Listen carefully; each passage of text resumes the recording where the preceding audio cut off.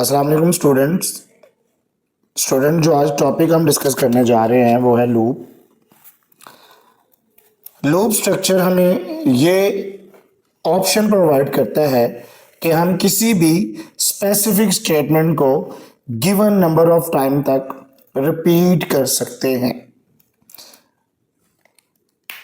अब repeat statement से मुराद ये है कि लेट्स सपोज हमारे पास कोई भी स्टेटमेंट है, हम प्रिंट ऑफ पाकिस्तान 10 टाइम करवाना चाहते हैं, तो जो पाकिस्तान है वो 10 टाइम प्रिंट हम करवाएंगे with the help of loop, क्योंकि लूप ही हमारे पास वो एक ऐसा स्ट्रक्चर है जो गिवन स्टेटमेंट, जो किसी भी स्टेटमेंट को with given number of time तक रिपीट कर सकता है, और इसी को हम क्या बोलते हैं, loop.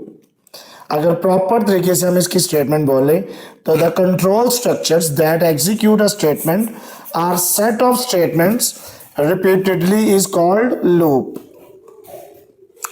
Student, loop is also known as iterations or repetitions. Loop जो है ये किसी भी स्टेटमेंट को एक सीक्वेंस के साथ एग्जीक्यूट करता है with given number of time. अगर हम किसी स्टेटमेंट को 1 to 10 प्रिंट करवाना चाहते हैं तो सबसे पहले 1, फिर 2, फिर 3, फिर 4 and so on 10 time print होगा और 11 टाइम पे ये ब्रेक हो जाएगा। स्टूडेंट, लूप की 3 टाइप्स हैं, while loop, do while loop और फॉर लूप। इसमें हम व्हाइल लूप को डिस्कस करते हैं।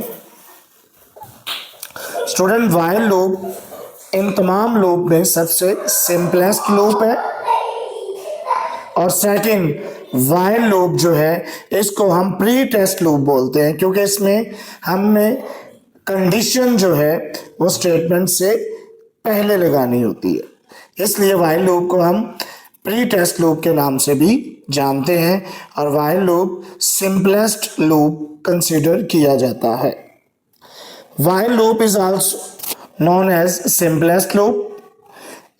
while loop उस कंडीशंस के अंदर ज़्यादा सूटेबल है जब हमें ऑलरेडी ये पता ना हो कि हम how many time the loop will B execute.